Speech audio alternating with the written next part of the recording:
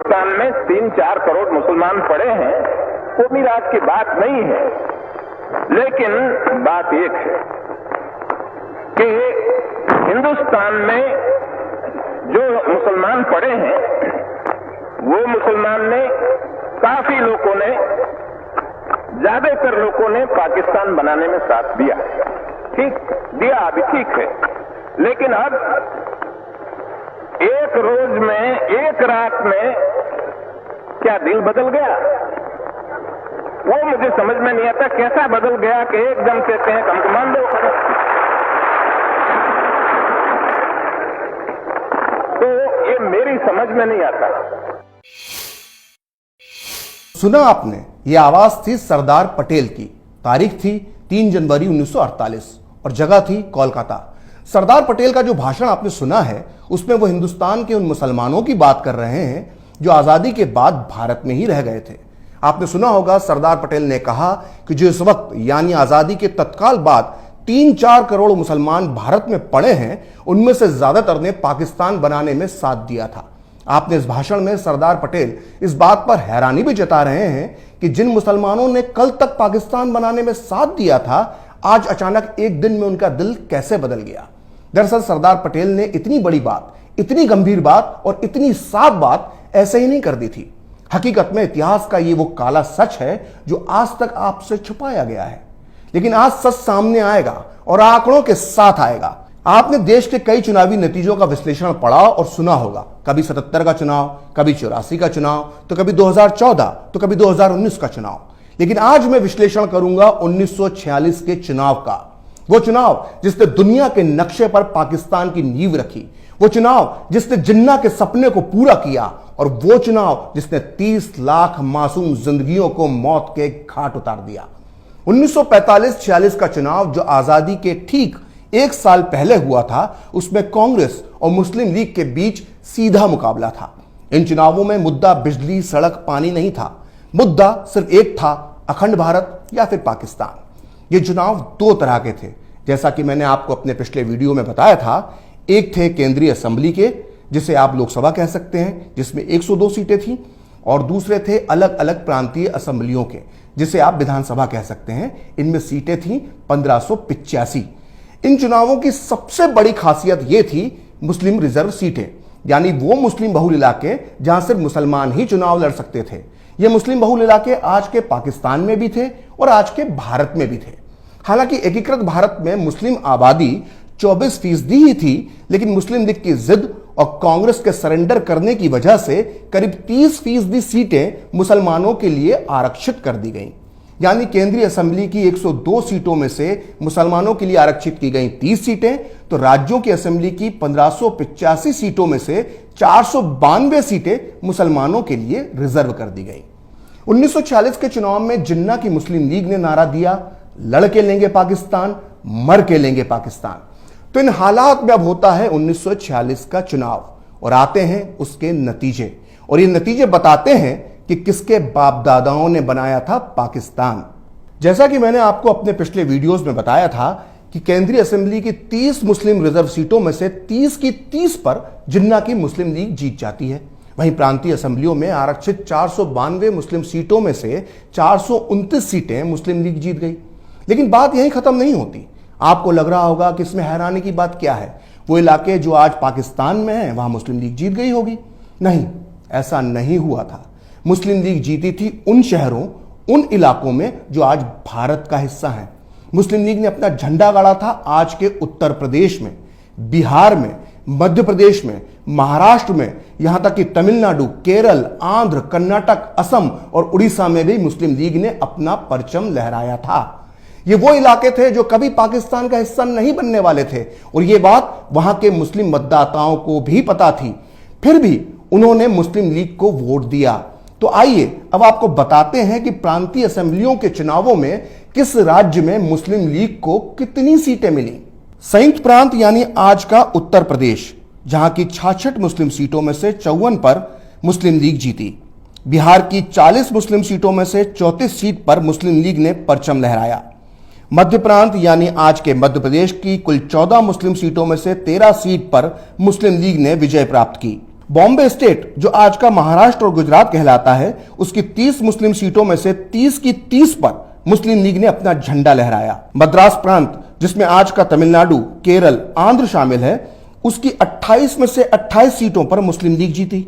वहीं असम की 34 मुस्लिम सीटों में से 31, पंजाब प्रांत की 86 मुस्लिम सीटों में से 74, बंगाल की 119 मुस्लिम सीटों में से 113 और उड़ीसा की 4 मुस्लिम सीटों में से 4 पर मुस्लिम लीग चुनाव जीती। आइए बात करते हैं उन इलाकों की जो आज पाकिस्तान में है। वहां मुस्लिम लीग का क्या हश्र हुआ था। पाकिस्तान के NWFP यानी जिसे आज खैबर पख्तूनख्वा कहा जाता है, वहां कांग्रेस की सरकार बनी। पंजाब जिसका एक बड़ा हिस्सा पाकिस्तान चला गया, वहां मुस्लिम लीग सरकार तक नहीं बना पाई। वहां खिजर हयात की यूनियनिस्ट पार्टी और कांग्रेस की गठबंधन सरकार बनी। पाकिस्तान के सिंध में मुस्लिम लीग को बहुमत नहीं मिल पाया और उसे गठबंधन सरकार बनाने के लिए मजबूर होना पड़ा। वहीं बंगाल में जिसका एक बड़ा हिस्सा पूर्वी पाकिस्तान में चला गया, वहां भी मुस्लिम लीग को पूर्ण बहुमत नहीं मिल सका और उसको निर्दलियों के सहारे सरकार बनानी पड़ी। तो यह साफ हो गया कि 1945-46 के चुनावों में पाकिस्तानी इलाकों में मुस्लिम लीग को उतनी कामयाबी नहीं मिली जितनी हिंदुस्तानी हिस्सों में मिली थी। आपको जानकर आश्चर्य होगा कि खुद मुस्लिम लीग के नेता और पाकिस्तान के जनक मोहम्मद अली जिन्ना इन चुनावों में कराची, लाहौर, पेशावर या रावलपिंडी से नहीं बल्कि मुंबई की बायकुला सीट से चुनाव लड़े थे और भारी मतों से जीते थे। आज भी इस बायकुला और उसके आसपास के इलाकों में भारी तादाद में मुसलमान रहते हैं जिनके पुरखों ने कभी जिन्ना को वोट दिया था। तो दोस्तों, इस तरह से मुस्लिम लीग ने ज्यादातर सीटें उन इलाकों में जीती थी जो हिस्से भारत में रह गए थे। और हैरानी की बात यह है कि इन इलाकों में आज भी मुस्लिम जनसंख्या अच्छी खासी तादाद में मौजूद है। यानी 1946 में मुस्लिम लीग को वोट देने वाले 1947 में पाकिस्तान नहीं गए।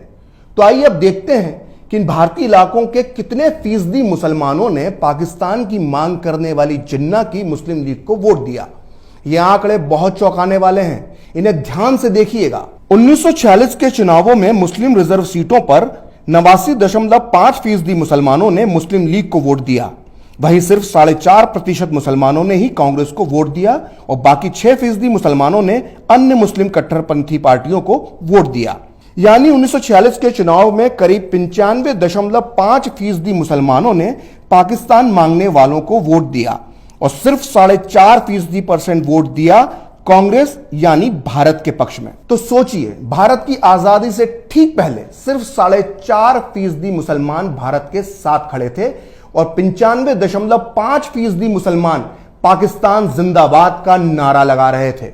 अब सवाल यह उठता है कि आखिर भारत के जिन मुसलमानों ने पाकिस्तान के नाम पर वोट दिया, उनमें से कितने लोग पाकिस्तान गए? यह वो सच है जिसे जानने के बाद आप चौंक जाएंगे। आंकड़े बहुत ज्यादा हो जाएंगे, इसलिए हम अभी सिर्फ उत्तर प्रदेश की बात करेंगे, क्योंकि जिन्ना के पाकिस्तान को अगर पूरे भारत में सबसे ज्यादा खाद और पानी कहीं से मिला था तो वो उत्तर प्रदेश के मुसलमानों से ही मिला था। आंकड़ों के आधार पर हम ये मान लेते हैं कि 1946 के चुनाव में तब के यूनाइटेड प्रोविंस यानी आज के उत्तर प्रदेश में करीब 95% मुसलमानों ने मुस्लिम लीग को वोट दिया था। और तब 1941 की जनसंख्या के आंकड़ों के मुताबिक मुस्लिमों की आबादी थी 15.43% और आजादी के बाद 1951 की जनगणना के मुताबिक उत्तर प्रदेश में मुस्लिम आबादी बची थी 14.28%। यानी 1947 के बंटवारे के बाद उत्तर प्रदेश में मुस्लिम आबादी में 1.15% की ही कमी आई। यानी यूपी के करीब 95.5% मुसलमानों ने मुस्लिम लीग को वोट तो दिया, लेकिन उनमें से सिर्फ और सिर्फ 1.15% मुसलमान ही पाकिस्तान गए और बाकी के सारे की सारे यहीं रह गए। अब एक और आंकड़े पर गौर कीजिए। पाकिस्तान में भारत से जाकर बसने वाले मुसलमान यानी मुहाजिरों की संख्या करीब 2 करोड़ है और भारत में रहने वाले मुसलमानों की संख्या करीब 20 करोड़ है। अब सोचिए कि जब 1946 के चुनाव हुए थे तो 95% मुसलमानों ने पाकिस्तान के लिए वोट किया और फिर भी भारत में रहने वाले मुसलमानों की तादाद 20 करोड़ है। अपने डबल स्टैंडर्ड को छुपाने के लिए आज का मुसलमान यह तर्क देता है कि 1945-46 के चुनावों में मताधिकार यानी वोट डालने का अधिकार सिर्फ कुछ लोगों को था और इन कुछ ही लोगों ने पाकिस्तान को चुना। लेकिन भाईजान, आपको यह समझना चाहिए कि जब बीमार होने पर इंसान का ब्लड टेस्ट होता है तो सिर्फ 5 मिलीलीटर खून ही निकाला जाता है, पूरे शरीर का खून नहीं निकाला जाता। और खून की इन्हीं चंद बूंदों से बीमारी का पता चल जाता है। जैसे 1945-46 के चुनावी वोट सैंपल से यह पता चल गया कि पाकिस्तान नाम की बीमारी किनकी रगों में दौड़ रही थी। अब एक बार फिर सुनिए सरदार पटेल ने आजादी के बाद पाकिस्तान को वोट देने वाले मौका परस्तों के लिए क्या कहा था। कि एक रोज में दिल सबका कैसा बदल गया। तो वो कहते हैं कि हम वफादार हैं, तो हमारी वफादारी में शंका क्यों की जाती है, आपको सस्पिशन क्यों आता है। तो हम कहते हैं भाई हमको क्यों पूछते हो, आपके दिल को पूछो, भीतर पूछो, हमको मत पूछो। वो हमको पूछने की बात नहीं है। लेकिन हमने एक बात कही कि आपने पाकिस्तान बनाया, आपको मुबारक, हमें उसमें कोई दखल देना नहीं चाहते। जब दांत गिर जाए, खट्टा हो जाए, तब गिर जाए, तब पीछे आओ, वहां तक हमें पीछे बुलाना है नहीं। हम बैठे ठीक है। कोई कहते हैं कि हम आखिर पाकिस्तान और हम एक हो जाए। मैं कहता हूं कि मेहरबानी करके ऐसी बात न करो, और बैठे रहने दो।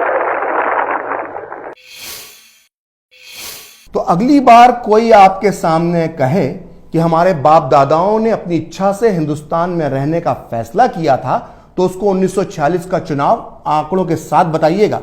उसको मालूम पड़ जाएगा कि किसका कितना खून शामिल है यहां की मिट्टी में और किसके बाप ने मांगा था पाकिस्तान। 1946 में जिन्ना की मुस्लिम लीग को वोट देने वाले 1947 में पाकिस्तान क्यों नहीं गए, इस पर अगले वीडियो में जरूर बताऊंगा, क्योंकि भारतीय इतिहास में इससे दिलचस्प कहानी कोई और हो ही नहीं सकती। फिलहाल खरी बात प्रखर के साथ में इतना ही। नमस्कार। आप चाहें तो मुझसे जुड़ने के लिए मेरे फेसबुक पेज प्रखर श्री 78 को लाइक कर सकते हैं, और अगर ट्विटर पर आप मुझसे जुड़ना चाहते हैं तो मेरा ट्विटर हैंडल है प्रखर श्री 78।